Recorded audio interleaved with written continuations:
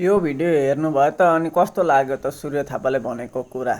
सूर्य थापाले आफ्नै कार्यकर्तालाई कुकुर भनेपछि निर्वाचनको परिणाम सार्वजनिक भएसँगै नेकपा एमालेका नेता सूर्य थापा छटपटिन थालेका छन्। हारले सूर्य थापालाई यति विक्षिप्त बनाएको रहेछ कि उहाँको कुरामा को सहमति हुनुहुन्छ? सहमत हुनेहरूले कमेन्ट बक्समा आएर कमेन्ट गर्न भन्छ। नबिर्सनु होला, यहाँ सबै कुराहरू बोल्ने अधिकार छ, बोल्न पाइन्छ, लेख्न पाइन्छ, लास्टमा आएर सरी भन्न नि पाइन्छ, किनकि सरी भनिसकेपछि सबै कुराहरू ठिक हुन्छ।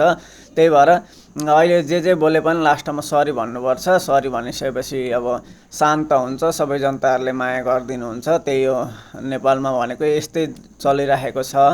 अहिले अब हारिसकेपछि जे बोल्दा नि हुन्छ, अब पछि फेरि चुनाव आउने बेलामा जे गर्दा नि हुन्छ। त्यही भएर उहाँहरूको कुराहरूमा चाहिँ को सहमति हुनुहुन्छ त?